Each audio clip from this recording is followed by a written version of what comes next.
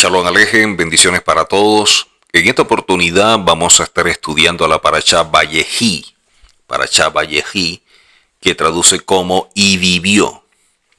Esta Parashá o esta porción de la Torá comienza en Génesis 47 verso 28 hasta el capítulo 50. Esta Parashá viene a ser la última del Sefer de Bereshit. Con esta parashá culminamos el estudio de lo que conocemos en nuestras Biblias como Génesis o el libro de Génesis. Y si el Eterno lo permite, Be'ezrat Hashem, estaremos la próxima semana comenzando con un nuevo libro que sería el de Shemot. El tema fundamental de la parashá, en este caso la parashá Vayehi, es el hecho de que Jacob había llegado a la edad de 147 años. Ya se aproxima el fin de sus días y con él el fin de los patriarcas, Abraham, Isaac, Jacob, que su nombre es Israel.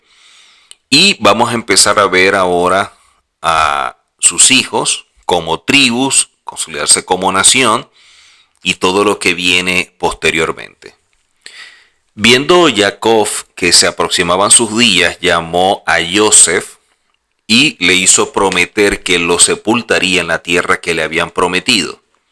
Luego se le informó a Yosef que su padre estaba enfermo y fue a visitarlo con sus dos hijos, en este caso con Efraín y Manasés. Jacob le dijo a Yosef que Efraín y Manasés serían contados entre sus propios hijos. Miren lo que sucede acá. Jacob le dice a Yosef que sus hijos, Efraín y Manasés, van a ser contados entre sus propios hijos. Cada uno de ellos sería cabeza de una shevet, que es una tribu, al igual que los hijos de Jacob. Yosef acercó a sus hijos a su padre y éste los besó y los abrazó. Jacob extendió la mano derecha y la colocó sobre la cabeza de Efraín. Entonces le levantó la mano. Le explicó que Manasés era mayor y que en consecuencia su mano derecha debía estar sobre la cabeza de Manasés. Jacob rehusó cambiar la posición, profetizando que Manasés se convertiría en una gran nación, pero que la tribu de Efraín sería aún mayor.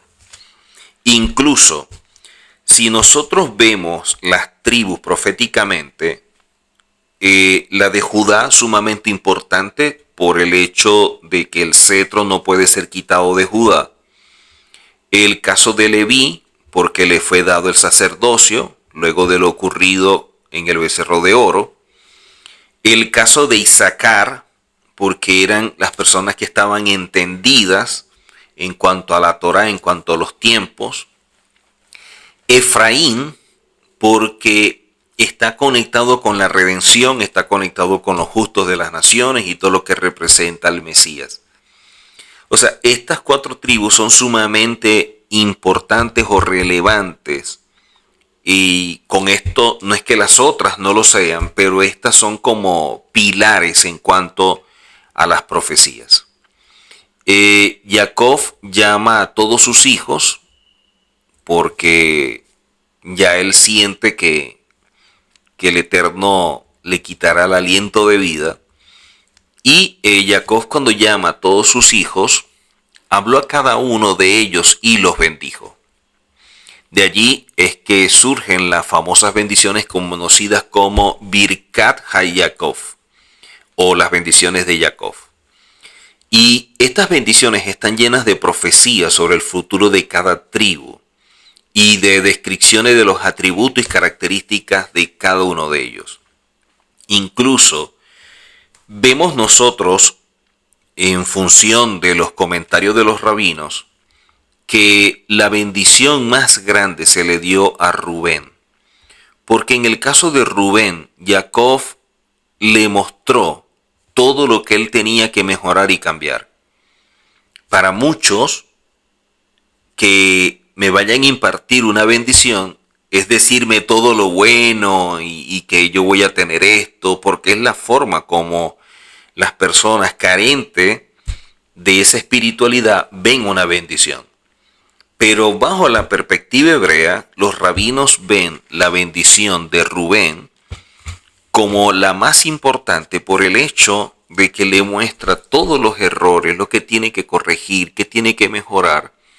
Y eso ayuda mucho en el camino de desarrollo espiritual, de elevación. Porque cuando a ti te dicen, si tú mejoras o tú cambias esto, esto y esto, puedes alcanzar un nivel espiritual X, te están ahorrando mucho el camino. Te están ahorrando el hecho de primero evaluar, hacer esa introspección, identificar dónde está el problema y una serie de cosas. Aquí ya te lo están colocando sobre la mesa. Este es tu problema. Entonces, él bendice a todos sus hijos y sobre ello la descripción que le da de sus atributos, características y una serie de cosas. Jacob ordena a todos sus hijos que los sepulten en Macpela, que es el lugar que Abraham compró y donde sepultó a su esposa. Y Jacob termina de dar las instrucciones a los hijos junto a los pies en la cama, y de esta forma los bendice. Ahora, vemos acá que Joseph tuvo el mérito de que sus hijos, Efraín y Manasés, se encontraran al mismo nivel que todas las tribus del Eterno, cosa que no sucede con los hijos de ninguno de los otros. Solamente sucede con los hijos de Joseph. Ahora, ¿por qué tuvo este mérito cuando el resto de las tribus no lograron lo mismo con sus propios hijos? Incluso en la distribución de la tierra, Efraín y Manasés recibieron porciones iguales que el resto de las demás tribus. También recibieron sus estandartes y una serie de cosas. Y se les contó entre los 12 líderes o autoridades de las tribus que iban a estar ofreciendo sus sacrificios y todo esto el día de la dedicación del tabernáculo.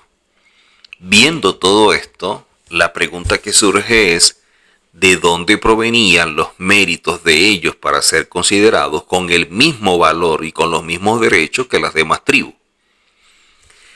Allí vemos la respuesta de algunos rabinos en cuanto a esta porción de la Torá y en cuanto al por qué o de dónde provenían los méritos de Efraín y Manasés.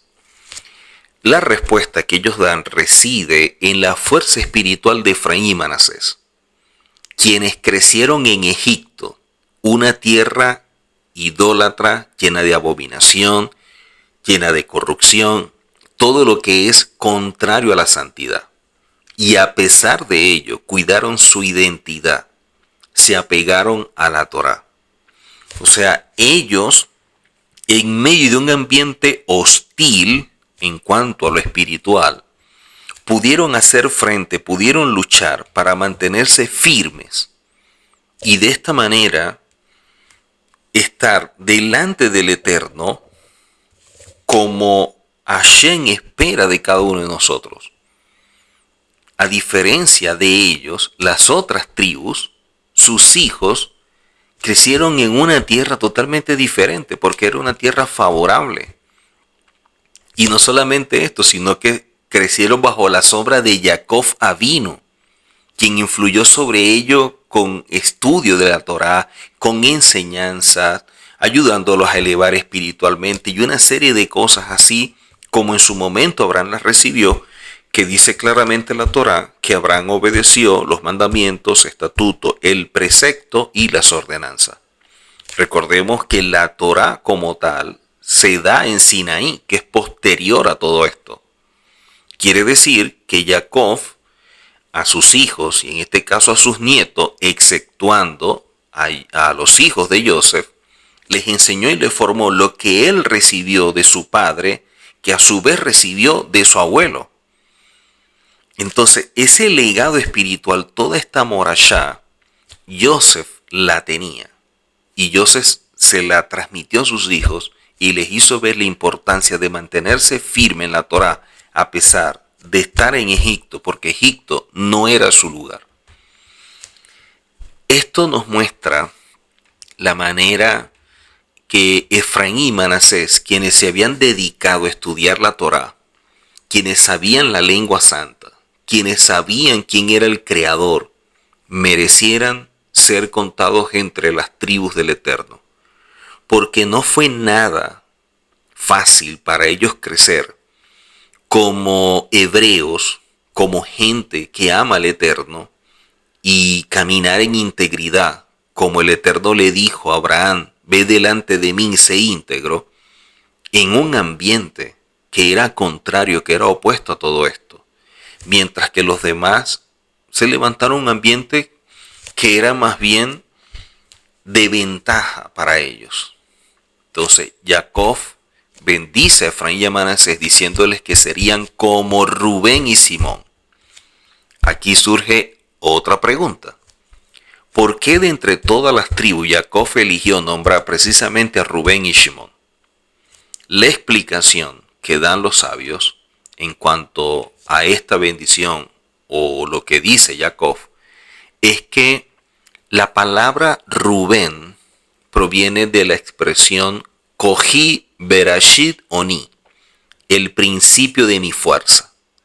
La intención de Jacob era expresar que así como la primera gota de su simiente fue tan importante ante sus ojos, también los hijos de Joseph eran importantes para él. ¿Por qué dice también de Shimón? Porque Shimón viene de la palabra Shema.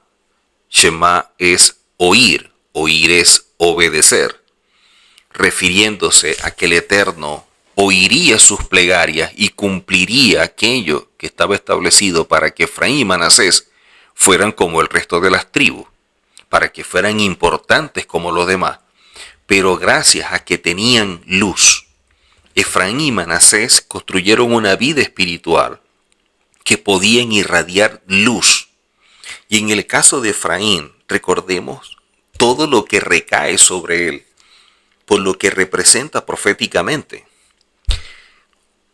Hay algo que Jacob nos enseña antes de morir, o mejor dicho, antes de que el aliento de vida le sea quitado, porque no es visto como muerte.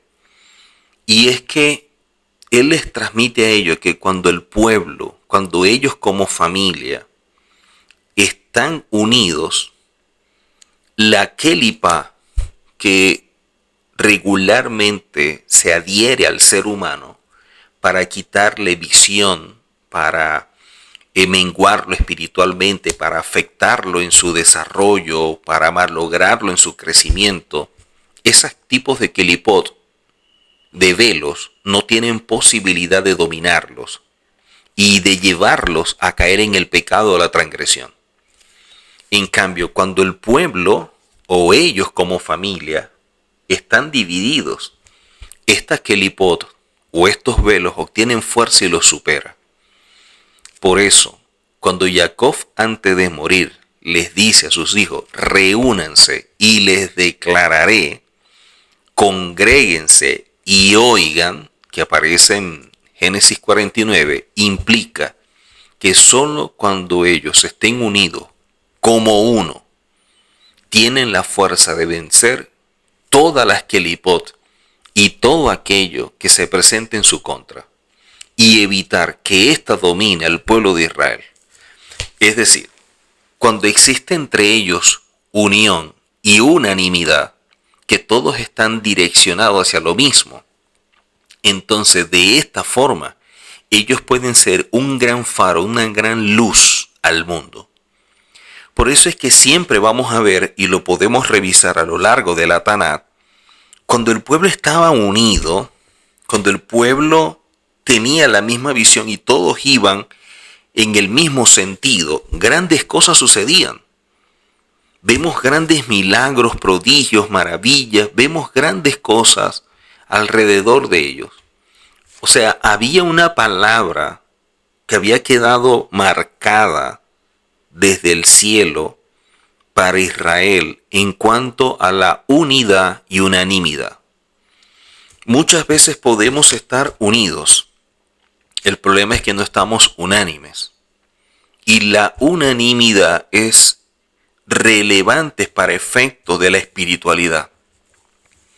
Porque cuando empezamos a crecer en lo personal a través de la rectificación y la corrección, nos vamos depurando y los caminos que cada quien va transitando se van como que encontrando y podemos llegar a lo que dice la Tanakh, a la unidad de la fe.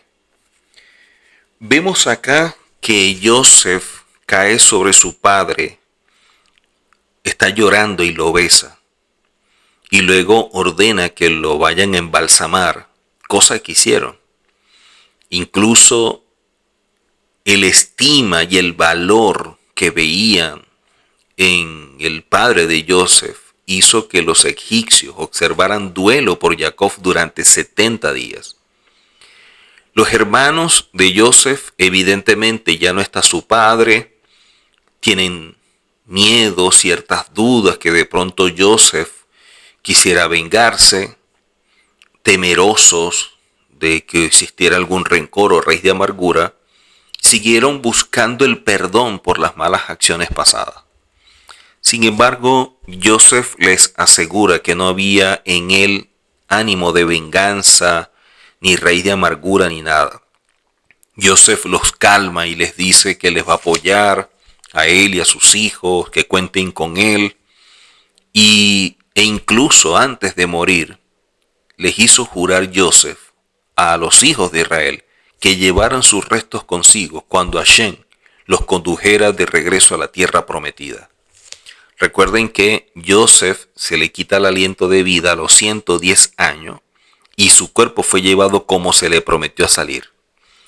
Es asombroso que cuando el pueblo iba a salir, todos los hebreos que estaban saliendo con grandes riquezas y estaban buscando todo lo que los egipcios le estaban entregando.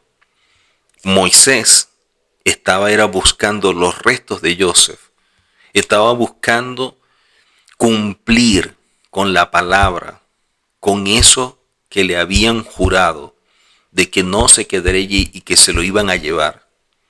O sea, miren lo importante, ¿no?, de estar entendido, de saber que cuando tú das tu palabra, cuando tú prometes algo, cumplirlo. Y en este caso, Joseph les hizo jurar esto y Moisés cumplió. Vemos aquí que con esto se concluye con la promesa de que serán liberados de Egipto para ser llevados a la tierra que le fue prometida a Abraham, a Isaac e Israel, y que ciertamente os visitará y harían llevar sus huesos. La visitación de parte de Hashem trajo como resultado una redención que viene a ser la base sobre la cual descansa la redención final. Y de allí vemos nosotros como Moisés, siendo un Goel, abre también el espacio para que posteriormente, cuando venga el Mashiach, sea ese Goel que cause la redención final. Esta porción de la Torá, cuando la estudiamos con calma, por eso tenemos toda una semana para ir estudiando por parte la Parashá, que resume los últimos días de Jacob, nos aporta mucha riqueza espiritual, nos muestra muchos aspectos relacionados con la parte de las profecías, de lo que representa Efraín, de lo que representa la redención, lo que representa el reino, lo que representa Israel para el mundo y una serie de cosas. Las bendiciones a sus hijos también aparecen allí y de alguna forma eso nos va a indicar lo que cada uno de ellos representa. También vemos la garantía de seguridad de los hijos de Israel por parte de Joseph en cuanto a bendiciones, en cuanto a estar allí, en cuanto a su protección, la confianza, la seguridad que Joseph le estaba transmitiendo. En esta parashá nos dice o nos enseña que Jacob vivió en la tierra de Egipto 17 años. 17 años. Si utilizamos los métodos de interpretación, en este caso la gematría, que nos ayuda a utilizar la parte numérica de las letras y los valores y lo que representa, nos ayuda mucho porque cuando dice que Jacob vivió en la tierra de Egipto 17 años, si sumamos el 1 y el 7 nos da el número 8 y el 8 representa lo sobrenatural. E incluso vemos que a pesar de que Jacob vivió 147 años, 34 años fueron de plenitud para Jacob.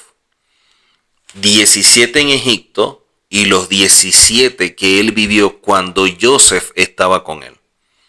Entonces, esos 17 desde el día que nació Joseph hasta el día que lo vendieron, más los 17 posteriores cuando vuelve a ver a Joseph, suman esos 34. Por eso es que se habla de dos etapas de Jacob, los primeros 17 y los posteriores 17. Pero aquí nos están enseñando que los años de vida fueron de 147 años. Si aplicamos el mismo principio y sumamos el 1 más 4 más 7, tenemos 12. Y 12 son las tribus. Esto nos indica que cuando Jacob se le retiró el aliento de vida, y por eso es que dice que los años de su vida fueron 147 años, es porque estos 147 se ven representados en las tribus que son sus hijos y que como uno estaban delante de él.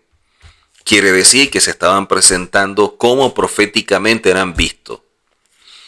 Y es lo interesante de todo esto, porque a pesar de que nos está mostrando mucho por un lado, por otro lado, también hay algo que es lo que se conoce como Satún.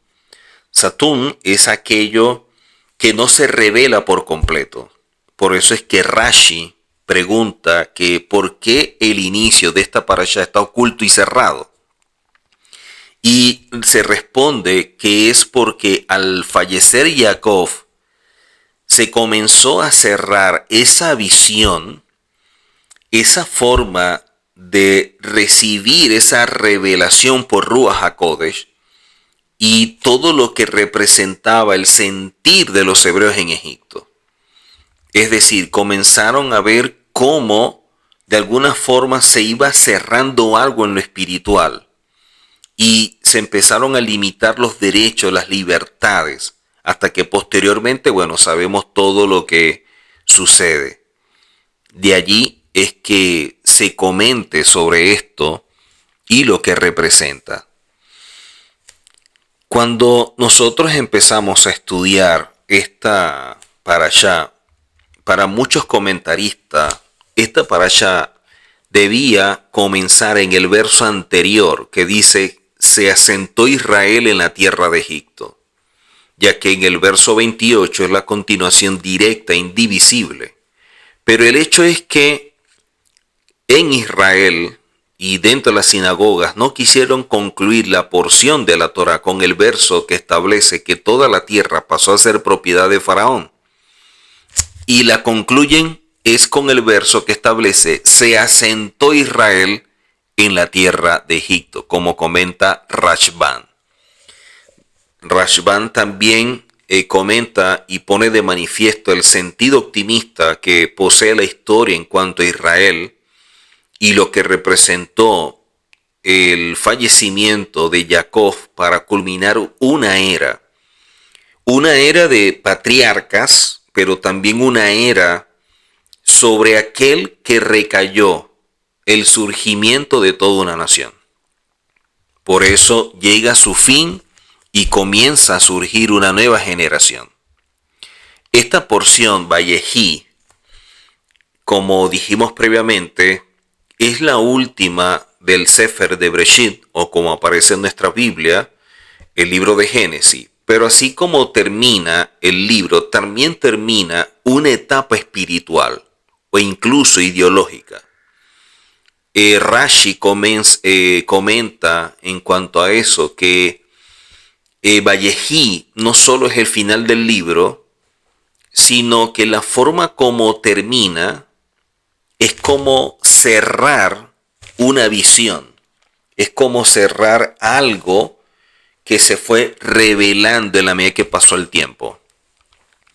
O sea, Jacob sintió o percibió que con su fallecimiento iba a empezar una nueva etapa donde sus hijos iban a experimentar cambios producto que el entorno también sufriría cambios. Y todo lo que le esperaba a ellos hasta poder salir. Esto nos muestra que la culminación no solamente de la vida de este patriarca, sino también de este libro, es para mostrarnos una nueva que comienza y cómo van a empezar a vivir los hijos de Israel en esta nueva etapa y en este Egipto. Por ello, cuando Jacob los llama y están todos juntos y les bendice, originalmente cuando nosotros leemos, está establecido que les iba a hablar de los días de la redención. Sin embargo, el Eterno no permitió que él revelara aquello que estaba relacionado con la redención, sino que cada generación tenía que experimentar la revelación de su etapa. Por lo tanto, esa generación debía no solamente seguir con un vínculo con el Eterno a través de un pacto, sino procurar una conexión espiritual profunda con el Eterno para que le revelaran lo que debían ellos experimentar en esa etapa, en ese tiempo, y de esta manera obtener las herramientas espirituales que le permitieran caminar en ese proceso. Vemos también en la Torá que comienza diciendo que Jacob vivió en Egipto. Pero esta expresión vivió no es el término hebreo que se refiere a establecerse o residir. En hebreo, a diferencia del español, esta expresión vivir no significa, bueno, aquí estaba morando o aquí residió, sino que está expresamente indicando que Jacob estaba en un lugar de forma íntegra, espiritual, plena. O sea, cuando dice vivió en Egipto, es estando en Egipto se pudo mantener de forma íntegra, pudo guardar su espiritualidad, se pudo mantener en un nivel, pudo mantener su relación. O sea, su vida fue significativa, fue verdadera. De acuerdo a la definición del patriarca, el símbolo de la verdad. La palabra hebrea para Hay, que habla de vida y de la forma como se debe vivir, que es un símbolo sumamente importante dentro del pueblo hebreo, tiene el valor numérico de 18, que equivale al mismo valor que se establece para aquello que se transita o para aquello que representa la vida, pero la vida conectada con el Eterno. El exégeta Baal Hanturín nota que Jacob vivió en Egipto 17 años. 17 es el equivalente numérico de la palabra hebrea tov, con propósito. Pero 17, si sumamos 7 más 1, que es 8, representa también lo sobrenatural. Quiere decir que Jacob, los 17 años que vivió en Egipto, los vivió de forma sobrenatural, marcando su vida, cumpliendo con el propósito que le fue asignado y de esta manera dejarle un legado a sus hijos, simbolizando que sus años en Egipto fueron los mejores, porque los rabinos nos enseñan que lo importante no es cómo se comienza, lo importante es cómo terminamos nuestra carrera. Porque muchos empiezan, pero pocos terminan. Y en este camino no hay ninguna excusa para poder apartarse si realmente se tiene una relación con el Eterno. Cuando tú tienes una relación con el Eterno y tú le das la espalda, ¿qué es lo que esperas tú que pueda superar la relación con el Eterno? Si tú tienes una vida pegada al Eterno, conociendo la Torá, ¿qué puede superar eso? ¿Qué puedes buscar en una religión que llegue a ni siquiera igualar lo que el Eterno te está aportando? Y eso es algo incongruente, pero que sucede en la vida de muchas personas. Y tratan de justificarlos con cosas que no tienen sentido. Por ello es que vemos que Jacob, esos 17 años que caminó conforme a su propósito, los vivió de forma sobrenatural, porque los aprovechó al máximo para dejar un legado, para que también sus descendientes se mantuvieran firmes como él y no claudicaran. No en vano vemos nosotros como Pablo también lo enseña, estableciendo que así como él ha sido instrumento para bendecir a mucha gente y todos estos puedan tener parte en el mundo venidero, él dice que él no se descuida, que él está atento, no sea que él se deslice o no sea que él, siendo heraldo para muchos, después quede descalificado. O sea, esto nos muestra cuán vigilante debemos ser, no para mantener un vínculo, que es un asunto de pacto, sino para mantener una conexión con el Eterno. Cuando nosotros perdemos la conexión con el Eterno, nosotros atentamos contra el vínculo, o sea, atentamos contra aquello que nos une a través de un pacto. No olvidemos que Egipto no era simplemente una potencia mundial, sino que era un centro de todo lo que espiritualmente era contrario a Israel. Como lo expresan los rabinos, el espíritu de Egipto. Sin lugar a duda, Egipto podía hacer que las personas perdieran esa conexión espiritual, empezaran a separarse o a dividirse, viniera ese velo y con ese velo entonces perderse en las tinieblas. ¿Por qué? Porque cuando se pierde la conexión con el Eterno, cuando la persona cae su nivel espiritual, aún lo poco que tenía de conocimiento lo pierde. Por eso uno dice, ¿cómo una persona que conocía la Torá y conocía también los errores de X religión, luego va a comulgar o a convivir en medio de una religión que enseña algo que él aprendió que era mentira? Y es porque espiritualmente ha decaído al punto de caminar en las tinieblas. Y recuerden que lo que opera en esta persona es espiritual.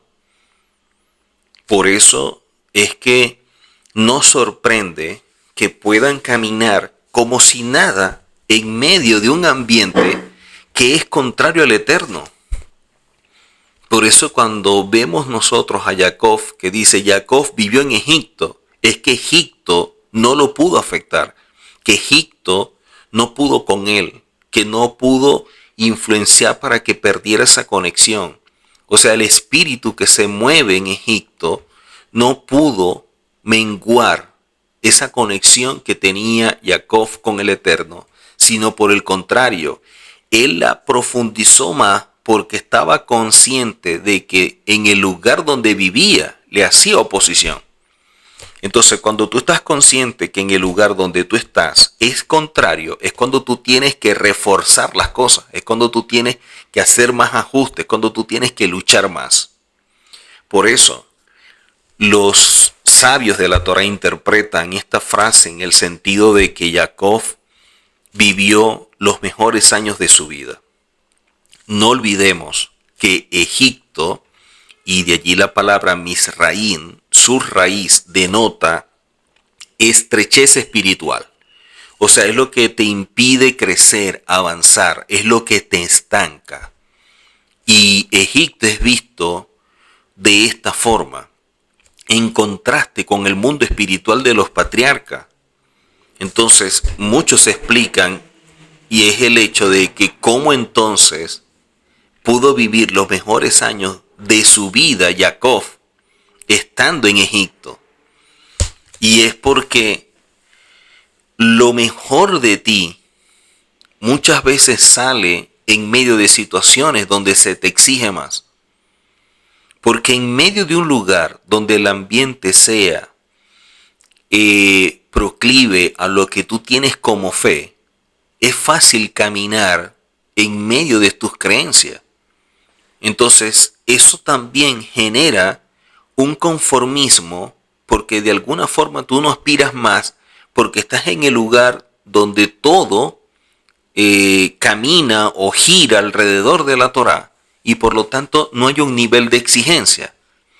Pero cuando tú estás en un ambiente que es contrario, donde tú te tienes que exigir más, donde tú tienes que redoblar tus fuerzas, entonces es como un reto diario, es como un gran desafío para la vida de la persona que debe estar experimentando siempre esas luchas y como que hoy vencí y mañana también voy por eso.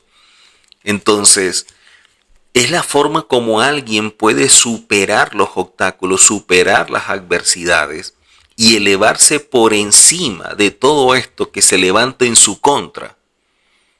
Por ello, el Neshama de Jacob en Egipto lo que hizo fue fortalecerse para nutrir su alma y poder caminar en un sistema que es contrario, como lo vivió Daniel, como lo vivieron muchos.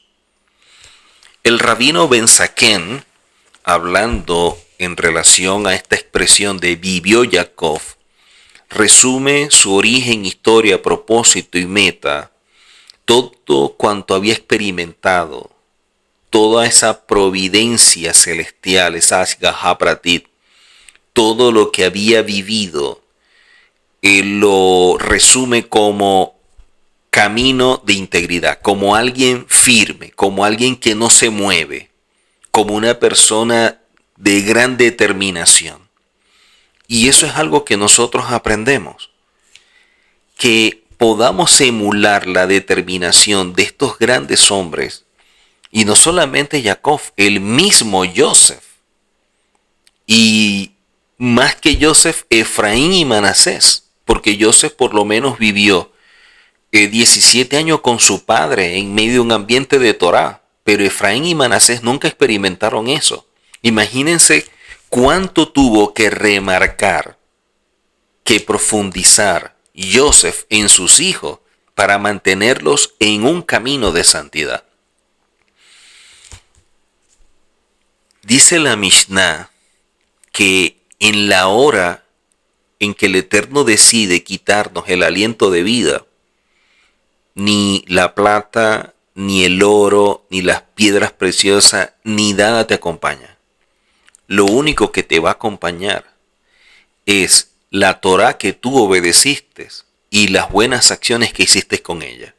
Abot 6:9. Y esto es una gran verdad.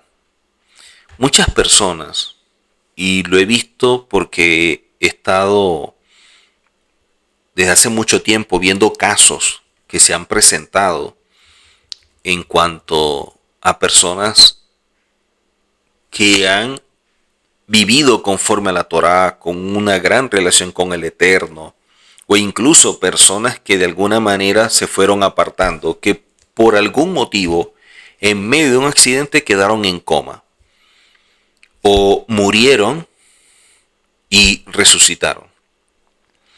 Y las experiencias de ellos es para aquellos que tenían una gran relación, no querían volver.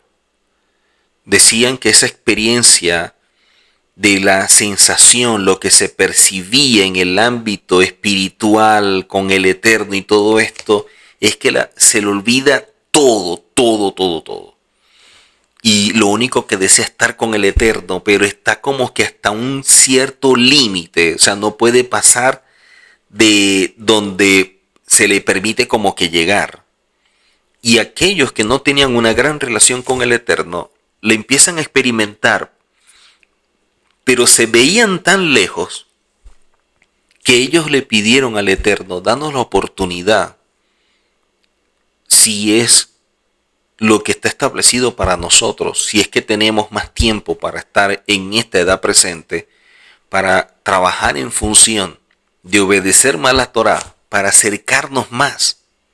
O sea, ellos en su momento de muerte o en el coma, veían que estaban muy lejos del Eterno y que los que estaban cerca experimentaban algo tan hermoso que ellos apenas podían experimentar por la distancia. Entonces vieron como que su prioridad, si el Eterno les daba la oportunidad de vivir, era hacer todo lo posible para que el momento en que se le quite el aliento de vida, poder estar más cerca. Y eso es lo que hace que las cosas tengan sentido en la vida. Y es el hecho de que tú estás viendo esto simplemente como un medio que te va a permitir, cuando Hashem lo decida, estar más cerca del Eterno. Por eso cuando le preguntaron a Yehoshua en relación a que yo quiero que mi hijo esté de tu lado y el otro esté así y cercanos, Yehoshua dijo, eso no lo sé yo, eso solo lo sabe mi Padre. Pero la única forma o lo único que nos muestra la Torá en cuanto a la cercanía que podemos tener con el Eterno es dependiendo de cuánto obedecemos y cuánto nos mantenemos firmes en aquello que Él espera de nosotros. Y esa obediencia que nos guía a un transitar en humildad, en integridad, en santidad. Las personas no están conscientes de esto. Las personas que viven la religión viven enfocado en este mundo, viven enfocado en que yo fui, oré, canté, me senté, leí la Biblia, me voy para mi casa y sigo haciendo mi vida. Uno más que otro puede hacer algo adicional en cuanto a lo espiritual, pero nadie está pensando todo lo que yo estoy haciendo en este mundo, ¿qué aporta para el mundo que viene? Lo que yo estoy haciendo, ¿cómo redunda para cuando me presente delante del Eterno, dónde voy a quedar?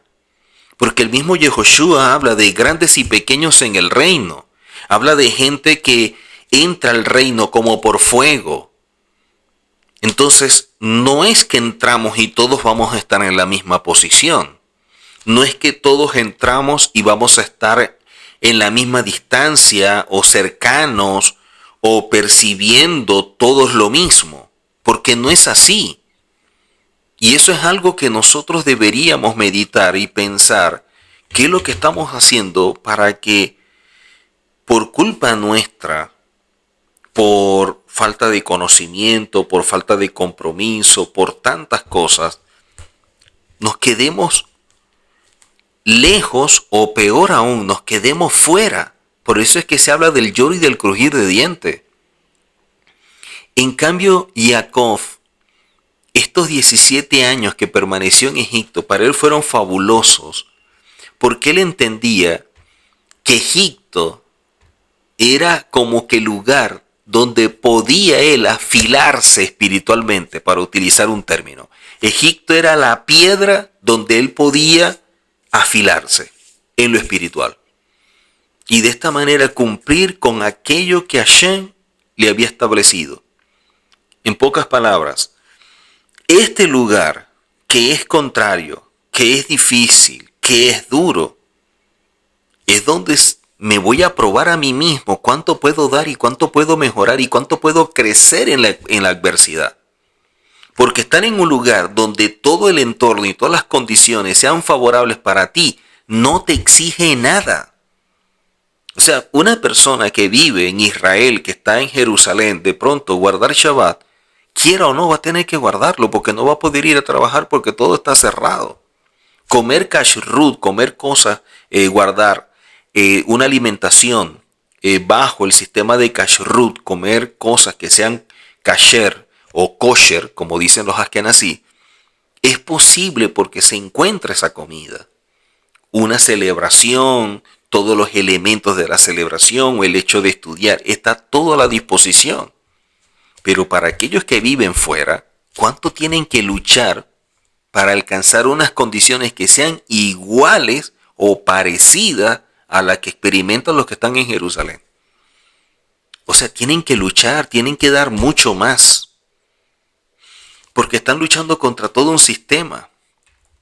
Entonces, esta parashá comenta Rashi que a pesar de que nos revela mucho, está en una condición de estumá, de cerrada, porque con el fallecimiento de Jacob se cierra una etapa de estos patriarcas, de estos grandes de la historia del pueblo de Israel, de estos grandes hombres que nos enseñaron con lo que hicieron conforme a la Torá, pero también con sus defectos y con los errores también nos enseñaron.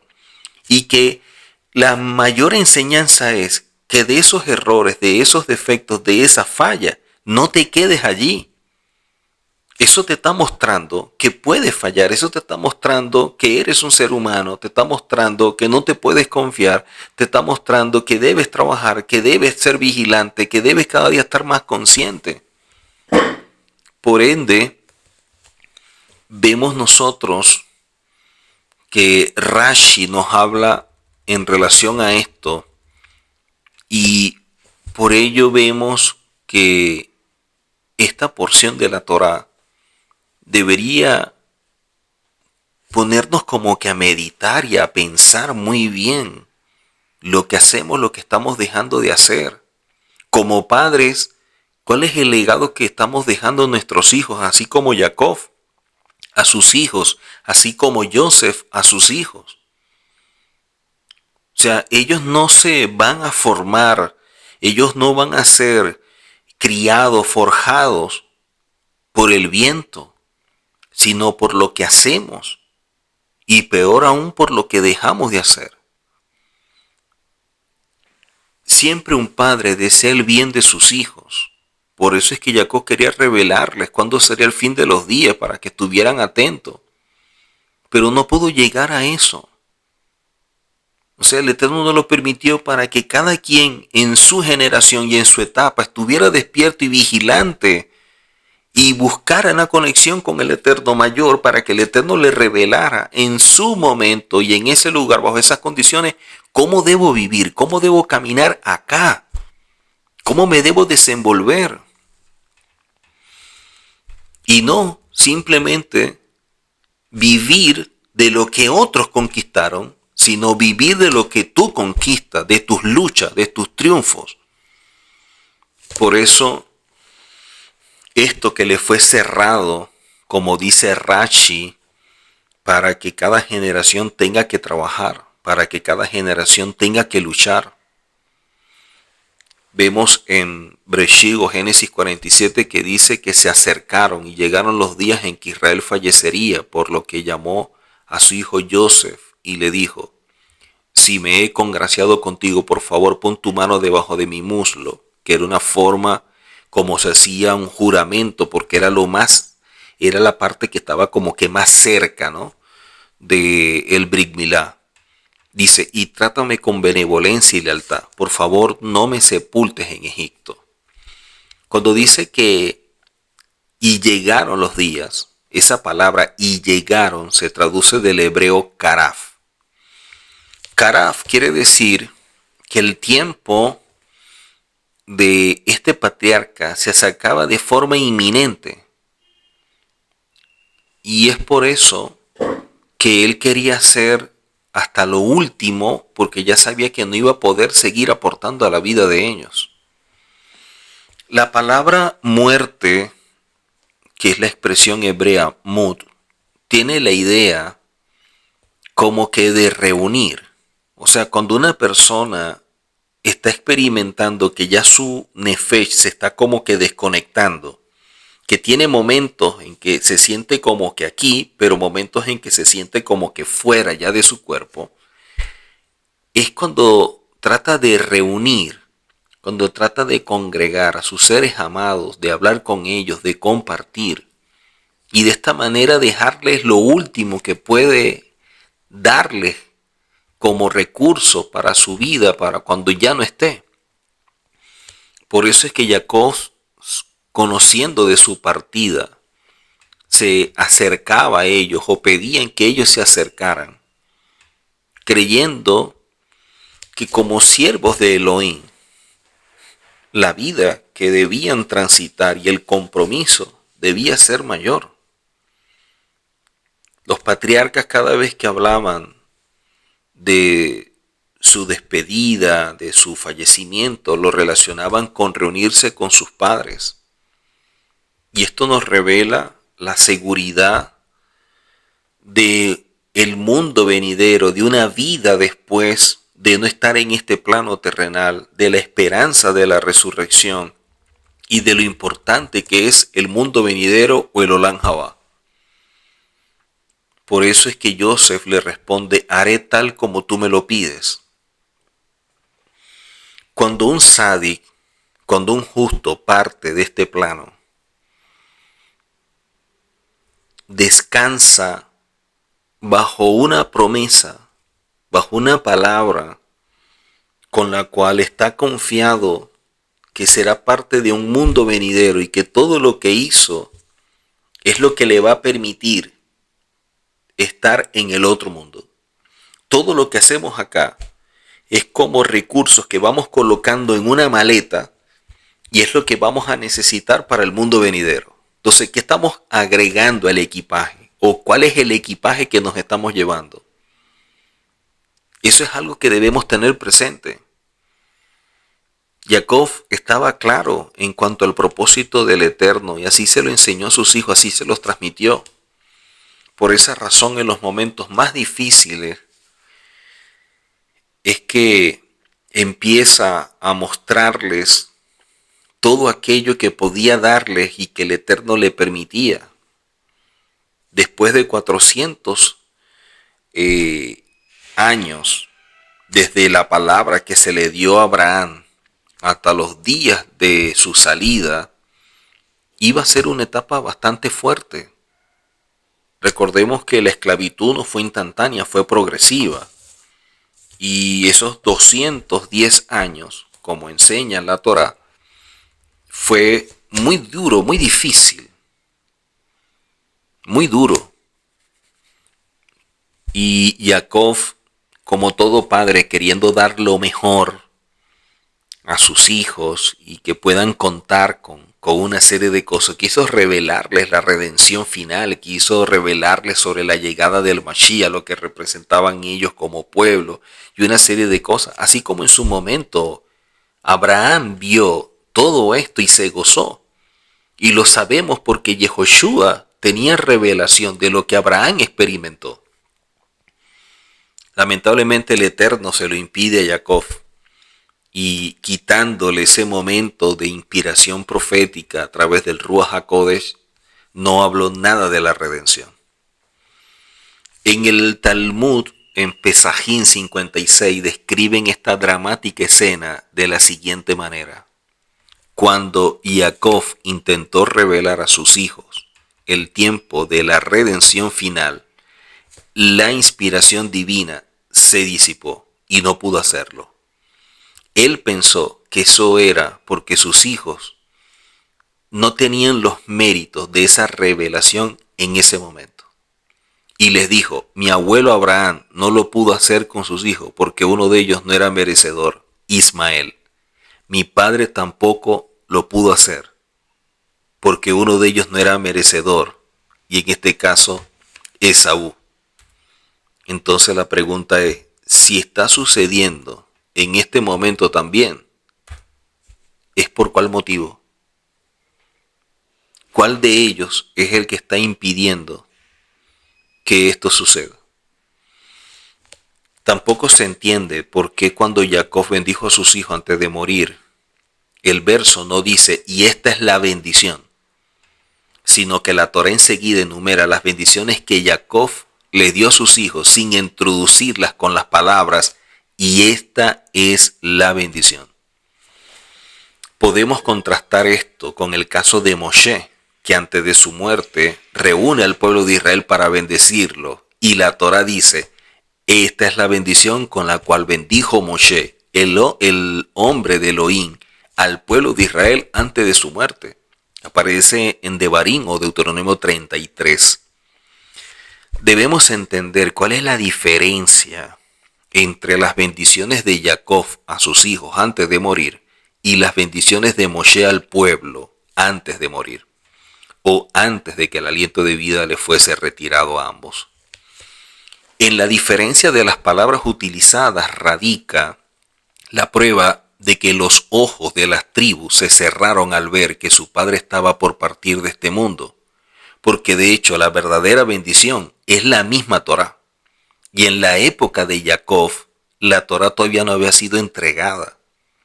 Ellos lo que estaban recibiendo era lo que el Eterno le había revelado a Abraham y lo que por herencia, por legado, se le habían transmitido a otros. Por eso es que Abraham se preocupó, porque decía, oye, ¿a quién le voy a dejar toda esta herencia espiritual? ¿A quién se la voy a transmitir? ¿Quién es el que va a estar encargado de esta gran redención?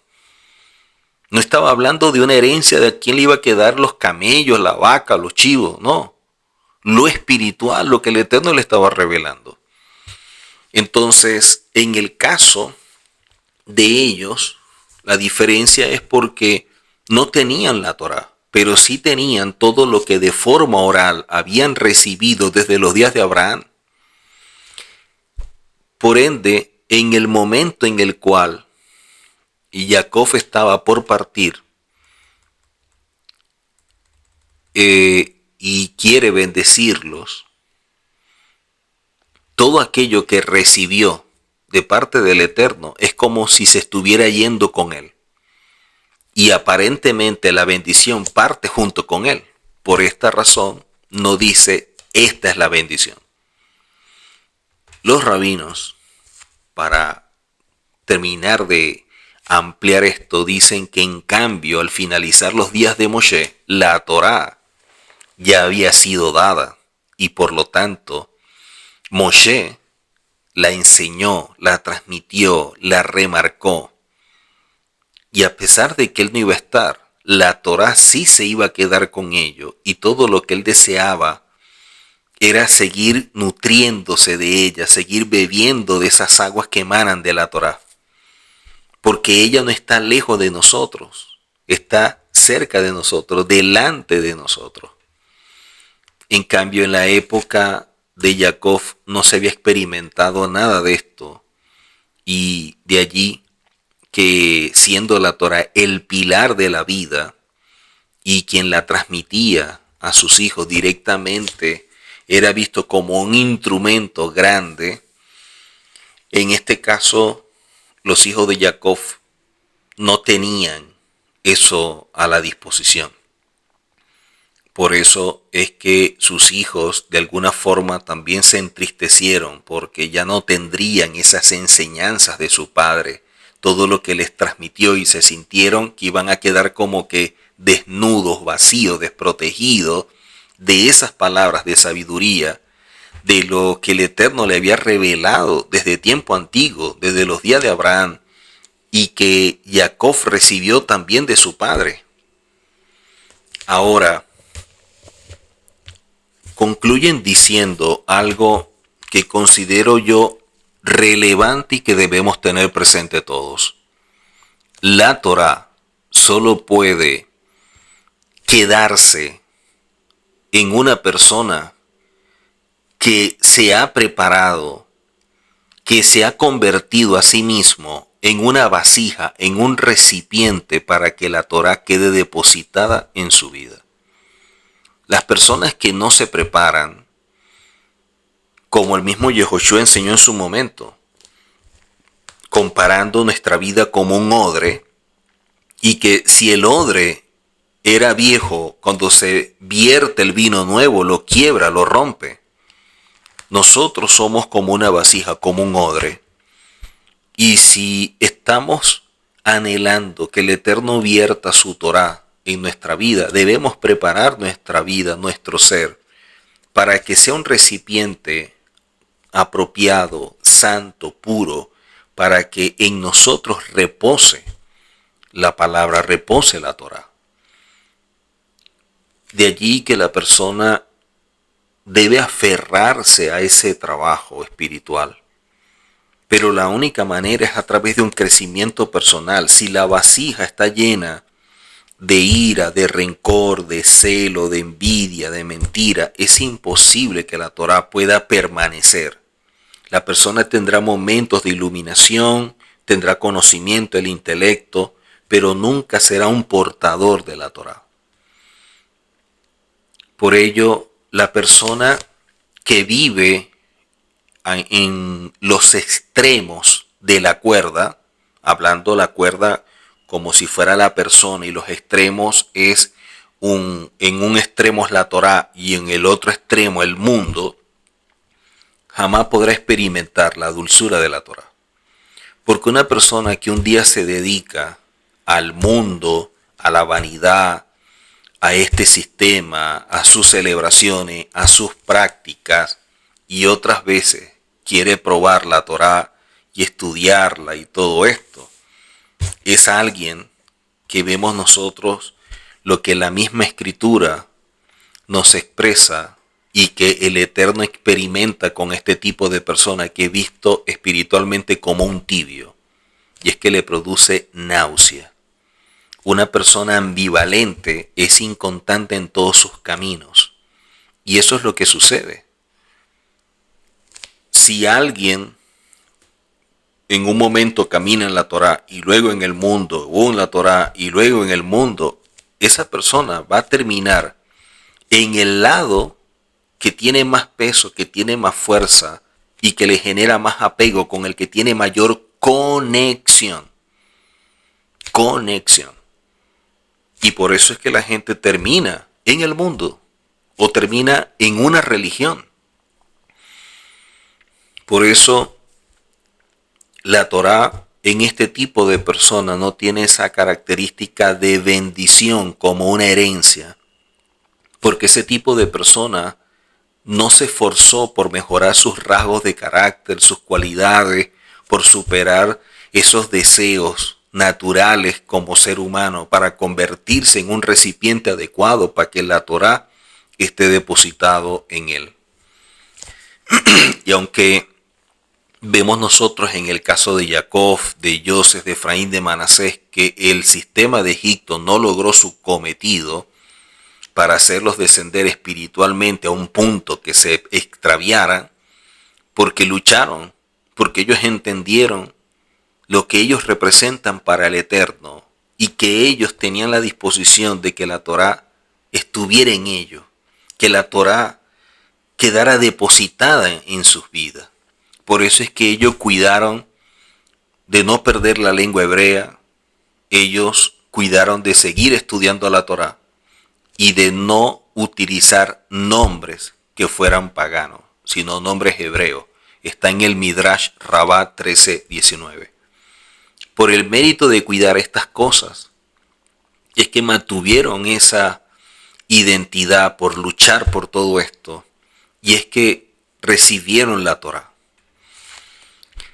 De allí que llama la atención que donde obtuvo el pueblo las fuerzas para cuidar su propia identidad al encontrarse en una tierra que era más bien impura, llena de corrupción, siendo que no habían recibido todavía la Torá, pero se aferraban a lo que se les transmitió de forma oral, y eso también tenía su mérito. Ahora, se preguntan que cómo es posible que en Egipto, sin tener la Torá, hayan logrado cuidar estos tres pilares. Y enseñan que los hebreos lograron protegerse a sí mismos por la fuerza que les transmitió Jacob y por la determinación que ellos vieron en la vida de Jacob, que se transformó como una luz para ellos. Por eso es que está escrito que a Judá envió antes de él a Joseph para indicar. Y de allí la palabra leorot. La palabra leorot tiene relación con la palabra orot. Orot traduce como luces. Quiere decir que el Eterno, cuando imparte la Torá, imparte su luz. Y todo aquel que se transforma en un recipiente para que la luz esté en él, se transforma en una luz para el mundo. Y eso lo vemos a lo largo de la Taná. Yehoshua le enseñó muchísimo que somos luz, que no podemos apagarlo, que como luz tenemos que brillar, que la luz no puede estar debajo de la mesa y una serie de cosas que Él mostró. Y esto es algo que nosotros no podemos perder de vista. Al terminar este Sefer de Bereshit, considero que nos llenamos, nos impregnamos de la espiritualidad de los patriarcas. Ya no solamente leímos y estudiamos este libro, sino que también nos comprometimos con el Eterno, hacerlo parte de nuestra vida y asumir el desafío, el reto diario de luchar como estas personas que vivieron en Egipto como nosotros también vivimos en sistemas que son contrarios. Y si ellos pudieron vencer, nosotros también. Que de esta forma podamos experimentar la redención y que podamos estar en una posición, en un lugar cercano donde podamos percibir y ser impregnados de esa luz, de ese amor, de todo lo que irradia el Eterno. El Eterno nos enseña a través de esta parashá que nuestra disposición, nuestro comportamiento, nuestra actitud antecede a la Torá. Por eso, para poder recibir la Torá, para poder permitir que la Torá quede grabada en nuestro corazón, grabada en nuestro ser, necesitamos preparar nuestro cuerpo y crear condiciones para que ella pueda estar allí y que de esta manera nuestras acciones sean como rayos de luz para iluminar, para ayudar y bendecir a otros, siendo recipientes hechos de integridad, de humildad, de santidad, de bondad, de amor, de empatía, de tolerancia para con otros. Que de esta forma podamos caminar y que cuando venga el Mesías nos encuentre haciendo así.